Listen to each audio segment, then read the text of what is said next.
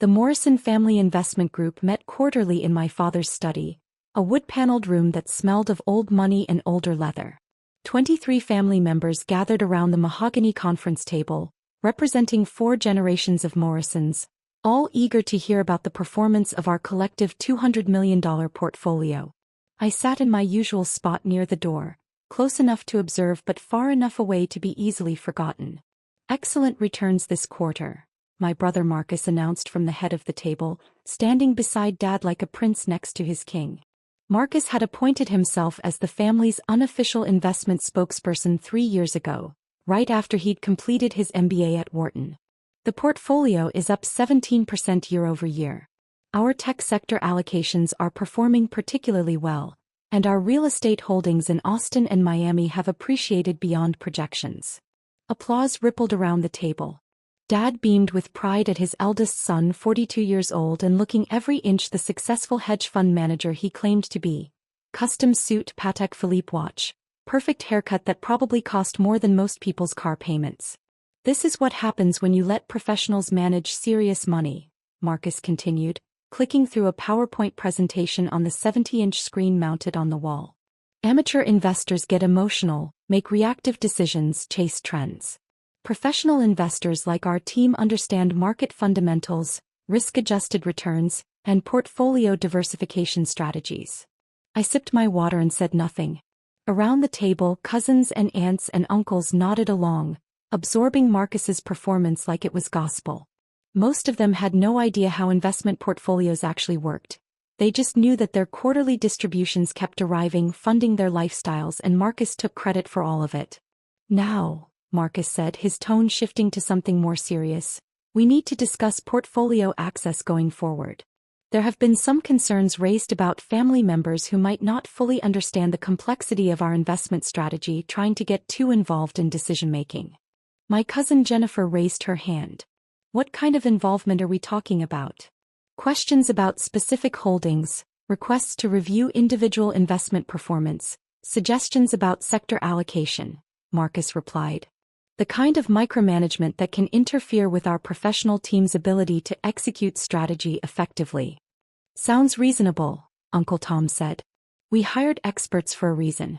Let them do their jobs. Exactly, Marcus agreed. Which brings me to a proposal. I'd like to implement a tiered access system. Family members who demonstrate sophisticated understanding of investment principles would have full transparency and input rights. Others would receive quarterly summaries and distributions but wouldn't have access to the detailed portfolio management systems. How do you determine who's sophisticated? My Aunt Rachel asked. Educational background, professional experience, demonstrated investment knowledge, Marcus said smoothly.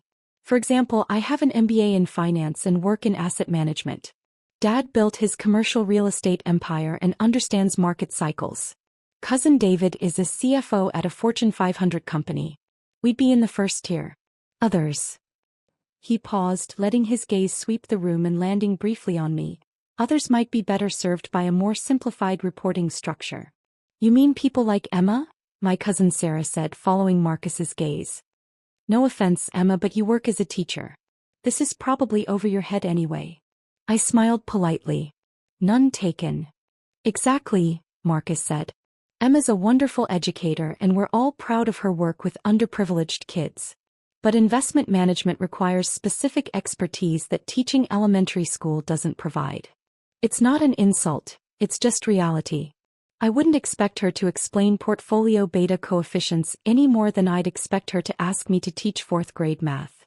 Laughter rippled around the table. Good-natured, familial laughter that wasn't meant to be cruel but landed that way nonetheless.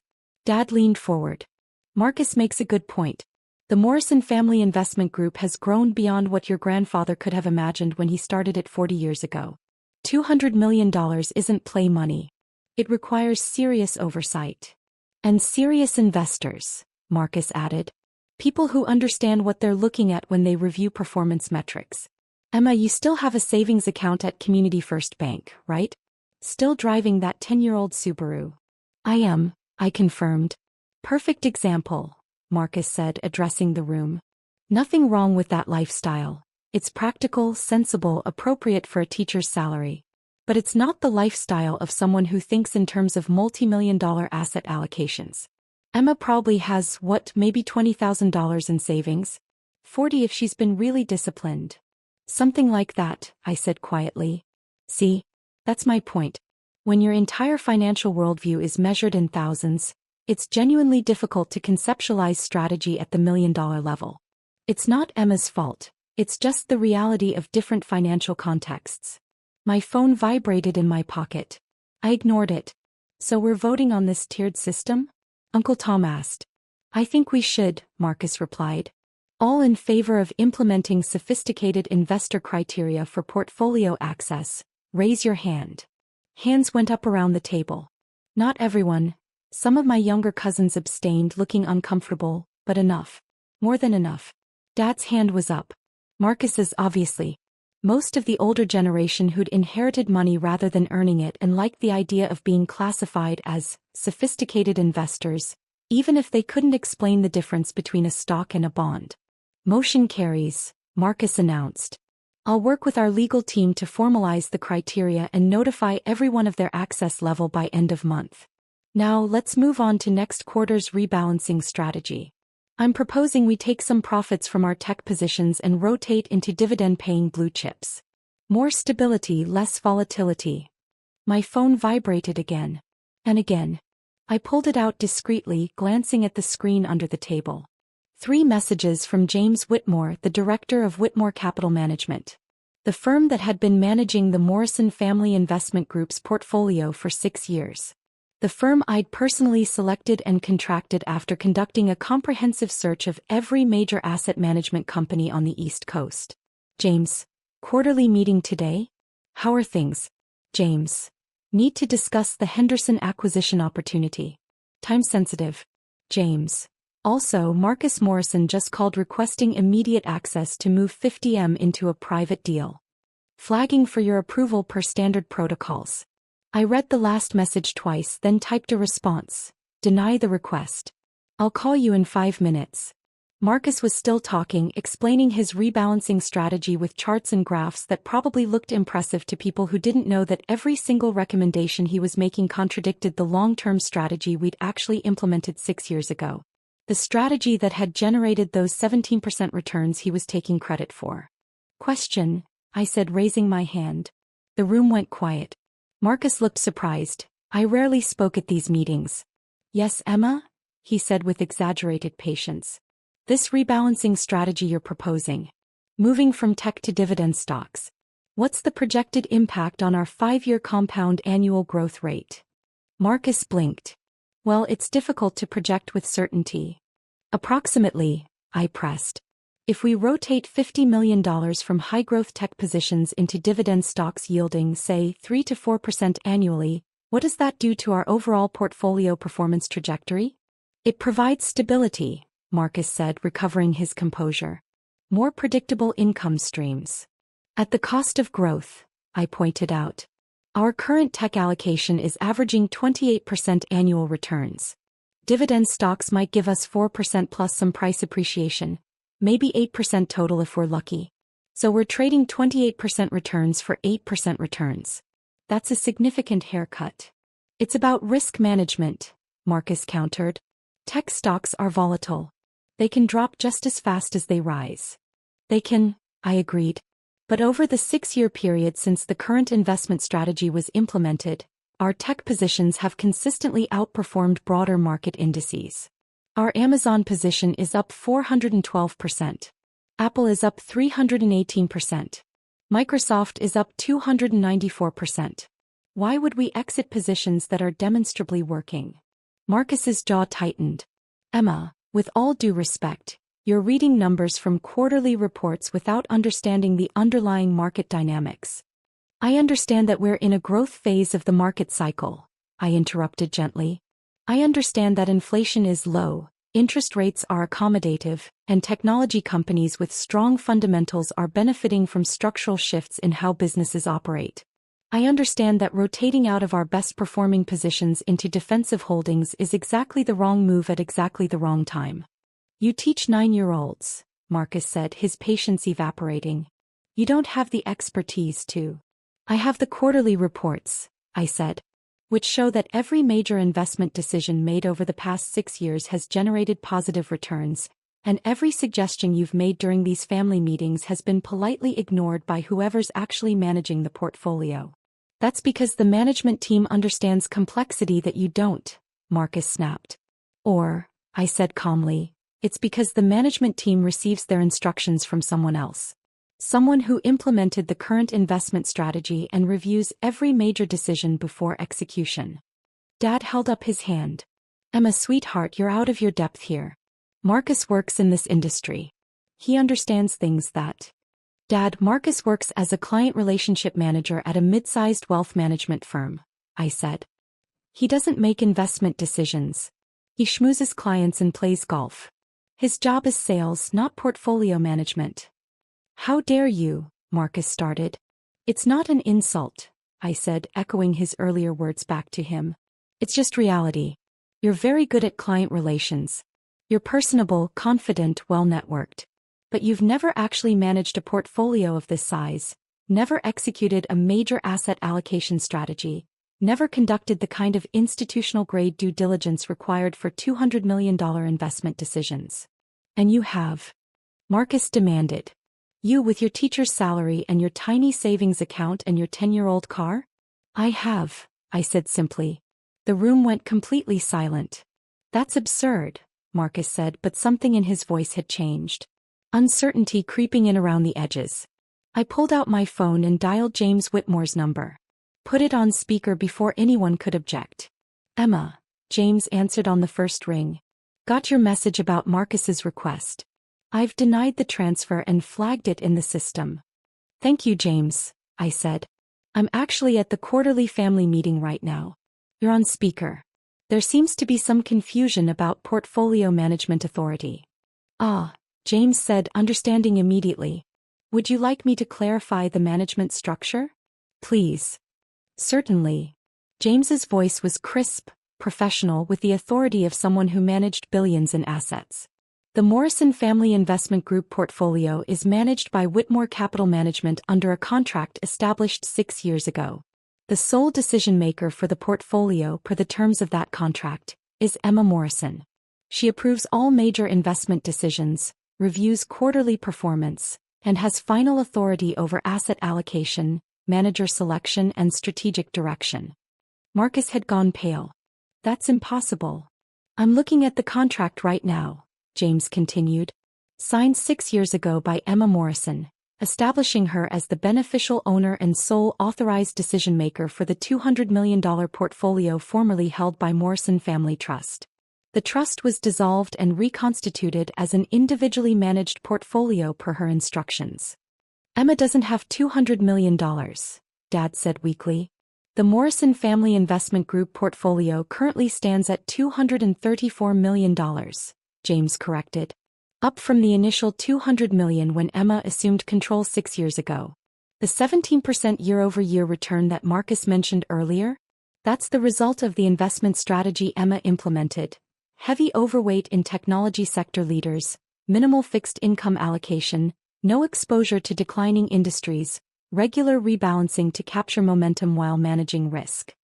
This is insane, Marcus said, but he was looking at me now with something between horror and disbelief. Emma, if this is some kind of joke. It's not a joke, I said calmly. 6 years ago, Grandpa Morrison died and left his entire estate to me. Not to the family trust, not split among descendants, not to Dad or you or anyone else. To me. Specifically. Exclusively. $200 million in liquid assets that he'd spent 40 years accumulating. That's not possible, Dad said. The will said. The will said exactly what Grandpa wanted it to say, I interrupted. He left you the commercial real estate portfolio, Dad, which was worth about $30 million at the time. He left Marcus a $1 million trust fund. He left various amounts to other family members. And he left me everything else. The stock portfolio, the bonds, the cash holdings, the investment accounts. $200 million. Why? Marcus demanded.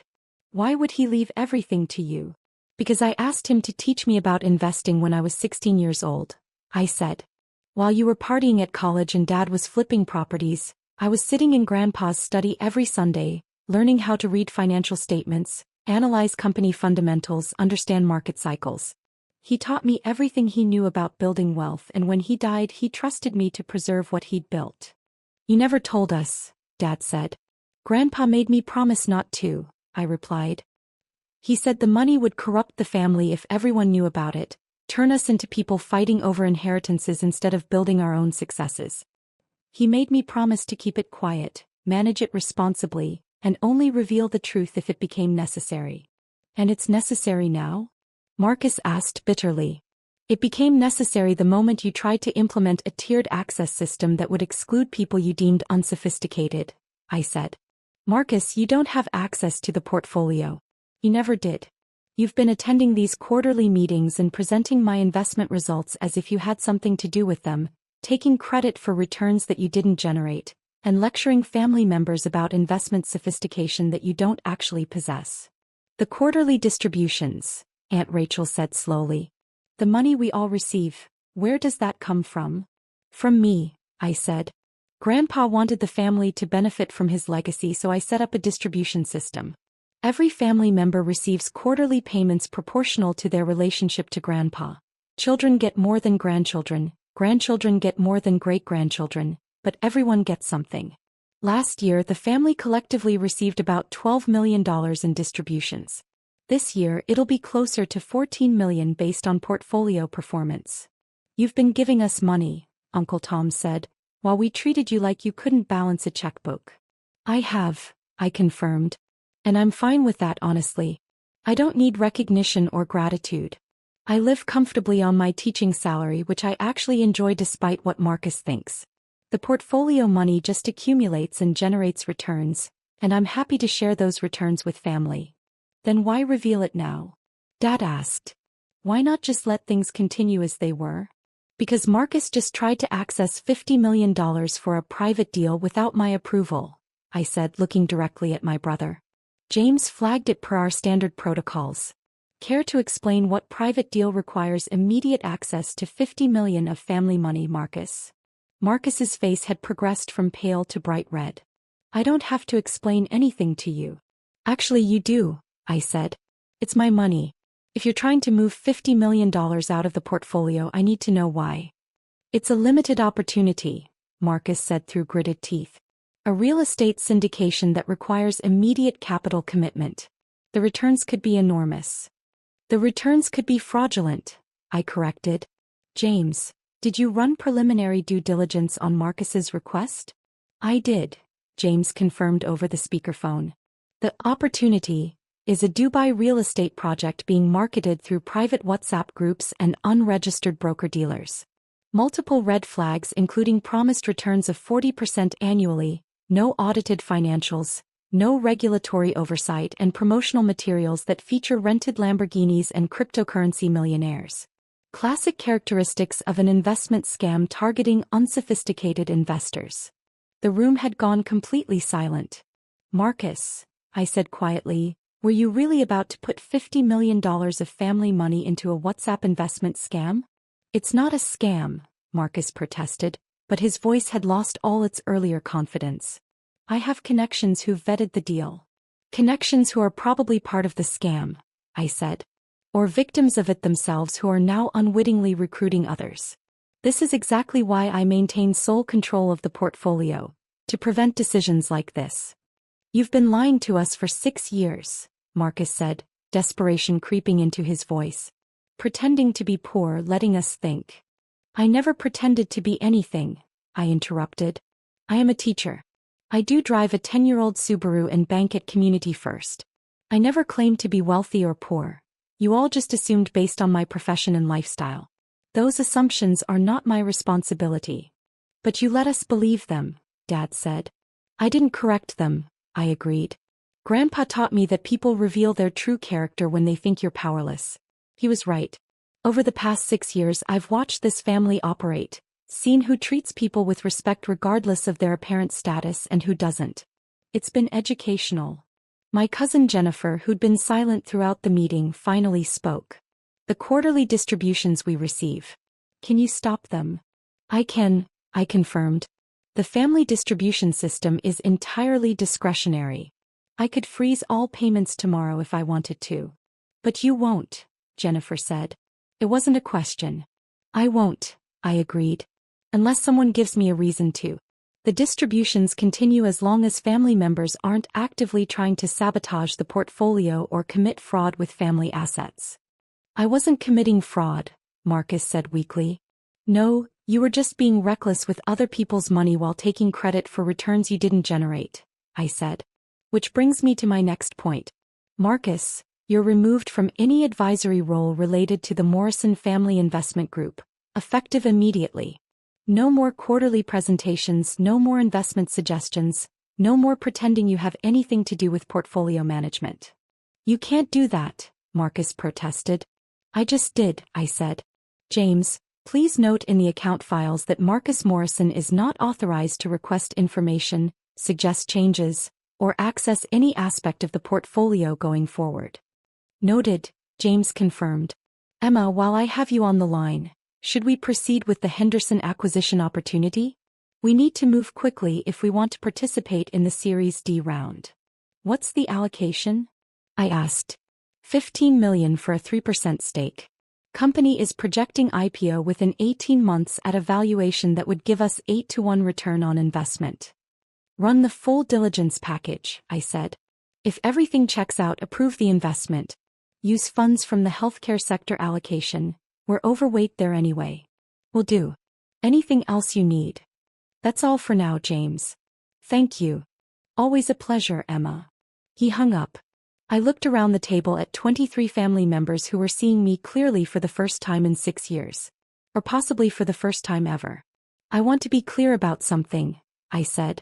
The money that Grandpa left me isn't family money in the legal sense. It's my money. I choose to share the returns with family because that's what Grandpa wanted, but I'm not obligated to. The quarterly distributions could stop tomorrow. The entire portfolio could be redirected to charitable foundations or invested in ways that benefit only me. I don't do those things because I actually care about this family, despite how some of you treat me. Emma, Dad started. I'm not finished, I said gently. Dad, you've spent 6 years implying that my career choice makes me financially illiterate. Marcus, you've spent 6 years lecturing me about investment principles while I've been implementing the strategy that funds your lifestyle. Multiple family members have treated my questions and observations as cute attempts at participation rather than legitimate input from someone who actually knows what they're talking about. We didn't know, Aunt Rachel said. You didn't ask, I replied. Not once did anyone wonder how I could afford to live comfortably on a teacher's salary with no apparent financial stress. Not once did anyone question where the quarterly distributions were actually coming from or who was making the investment decisions that generated them.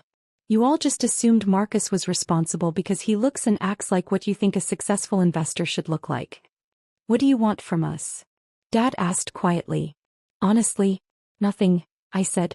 I don't need apologies or recognition or changed behavior. I've been managing just fine without any of that for 6 years. But Marcus's attempted $50 million withdrawal forced me to reveal everything, and now that it's out in the open we need new rules. What kind of rules? Uncle Tom asked. First, no more investment suggestions from family members unless they're coming through proper channels with actual analysis backing them up, I said. Second, quarterly meetings continue, but they're informational only. I'll present the results, answer questions, explain strategy, but decisions remain mine alone. Third, the tiered access system Marcus proposed is dead. Everyone gets the same level of transparency. Quarterly reports, annual summaries, and access to me if they have legitimate questions. That seems fair, Jennifer said. Fourth, I continued, and this is non-negotiable. Anyone who tries to access portfolio funds for personal investments, loans, or opportunities, without my explicit approval will have their quarterly distributions suspended permanently. This is a family investment portfolio, not a personal ATM. Marcus looked down at the table. Are we clear? I asked. Nods around the table. Some reluctant, some relieved, all of them understanding that the family dynamic had just shifted in a fundamental way. Good, I said. Now, unless there are questions about the actual portfolio performance, I think we're done here. I have a question, Cousin David said. He was the CFO Marcus had mentioned earlier, one of the few family members with actual financial expertise. The Henderson acquisition James mentioned. That's Henderson Medical Technologies. It is, I confirmed. They're revolutionizing diagnostic equipment, David said. If their IPO hits projected valuations, that $15 million investment could be worth over $100 million in 2 years. That's the analysis, I agreed. How did you get access to their Series D? Those rounds are usually reserved for institutional investors with established relationships. I've been investing in medical technology companies for 4 years, I said. Built relationships with founders, participated in earlier rounds for other companies, established a track record. Henderson's founders approached me directly. You have a reputation in the medical tech investment community, David said slowly, realizing something. I have a reputation in several investment communities, I confirmed. Medical technology, artificial intelligence, renewable energy, cybersecurity. I've made 43 investments over the past 6 years across those sectors. 31 have generated positive returns. 8 are still in early stages. 4 failed completely. The portfolio you all benefit from is just one part of a larger investment strategy. How much? Dad asked. Total. How much are you managing? I hesitated, then decided there was no point in half-truths anymore. Across all portfolios including the Morrison family holdings, approximately $760 million. The silence that followed was absolute. $750 million, Marcus said faintly. You're managing $750 million while teaching 4th grade. 3rd grade this year, I corrected. And yes, turns out you can do both if you manage your time well and don't waste energy on things that don't matter. Like impressing your family, Aunt Rachel said softly. Like impressing anyone, I said. Grandpa taught me that real wealth doesn't announce itself. Real success doesn't need validation. You build something good, you protect it, you share the benefits with people you care about, and you don't worry about whether anyone understands or appreciates what you've done. He would be proud of you, Dad said, and for the first time in years he sounded like he actually saw me as something other than his underachieving younger child. I hope so, I said. He gave me an incredible gift. Not just the money but the knowledge and trust that came with it. I've tried to honor that gift by managing it responsibly and using it to benefit people beyond myself. The teaching, Jennifer said. You really do it because you want to, not because you need the income. I really do, I confirmed. I love teaching. I love working with kids, seeing them learn and grow, making a difference in their lives. The investment management is intellectual stimulation and financial security. The teaching is purpose. I need both. Marcus had been silent for several minutes, processing everything. Finally he looked up. I'm sorry, he said quietly. For the way I talked to you. For taking credit for your work. For trying to access money that wasn't mine to touch. I accept your apology, I said. But Marcus, you need to understand something. The Dubai real estate deal? That would have destroyed this family. $50 million gone, no legal recourse, probably criminal charges for whoever authorized the transfer. You were 10 minutes away from losing everything. I know, he said. I wanted to prove I could generate returns like the portfolio was showing. I wanted to be the successful investor everyone thought I was. The opportunity seemed perfect. High returns, exclusive access, a chance to finally earn the credit I'd been taking. That's how scams work, I said not unkindly. They prey on ego and ambition. They make you want to believe so badly that you ignore the warning signs. How did you know? Marcus asked. How did you know it was a scam? Because I've seen 100 pitches like it, I said.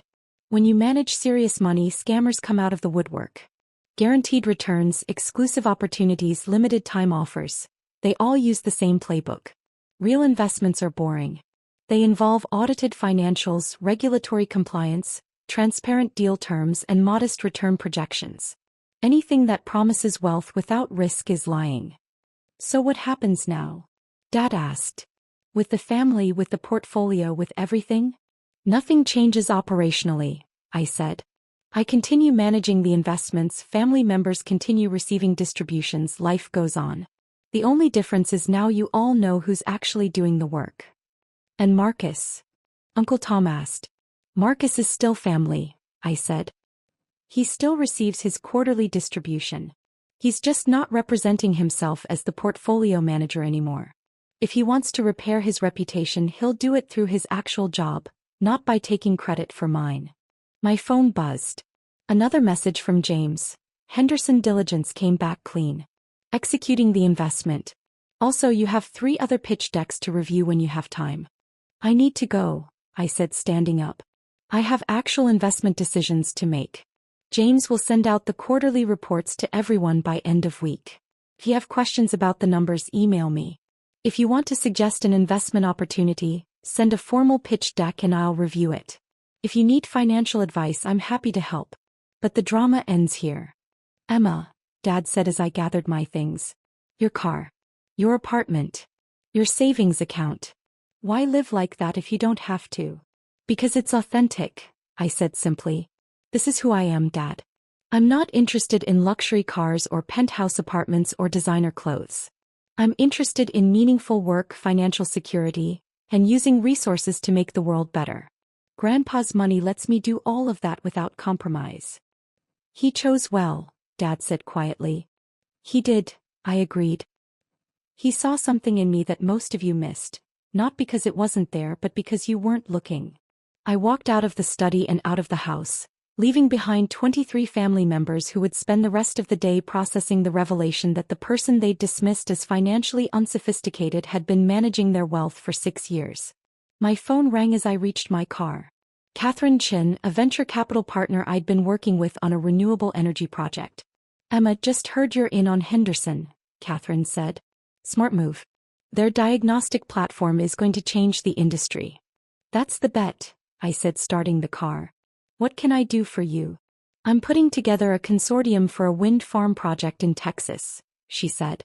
$20 million minimum commitment, projecting 15% annual returns with significant tax advantages.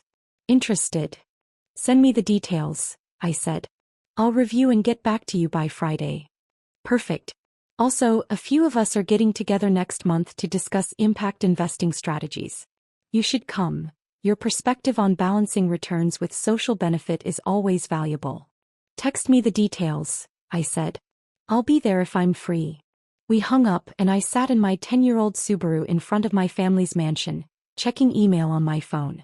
3 new investment opportunities, 2 portfolio updates, and a message from one of my students' parents thanking me for the extra tutoring I'd provided.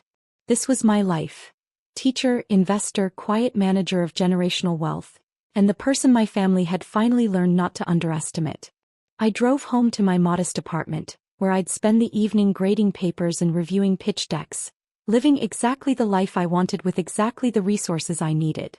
Tomorrow the family group chat would probably explode with messages. People processing, questioning, maybe even apologizing. Or maybe not. It didn't really matter. Grandpa Morrison had taught me that power doesn't require recognition to be real. Success doesn't require validation to be legitimate. And wealth used wisely is always more valuable than wealth displayed ostentatiously. I'd learned those lessons well, applied them consistently, and built something that would benefit my family for generations, whether they appreciated it or not. The quarterly distributions would continue. The portfolio would keep growing. And I would keep teaching 3rd grade and managing $750 million, because both mattered and neither required anyone's permission to do. That evening I received one more text. From Marcus. I looked up that Dubai deal after everyone left. You were right, it's all over the fraud warning websites. I would have lost everything. Thank you for stopping me. I typed back, that's what family does. We protect each other even when we don't always understand each other. His response came quickly, I understand now. Finally. Good, I replied. Now focus on your actual job and stop trying to be something you're not. You're good at client relations, Marcus. Be great at that instead of pretending to be an investment manager. Understood. Emma? Grandpa was right to trust you. I smiled at my phone, poured a glass of wine, and opened my laptop to review the Henderson Medical Technologies investment documents. Outside my window, the city lights sparkled against the evening sky. Somewhere out there, opportunities were emerging, companies were building revolutionary technologies, and wealth was being created and destroyed and redistributed. And I was right in the middle of it all, managing hundreds of millions of dollars while living a life that looked ordinary from the outside but was anything but just the way I liked it.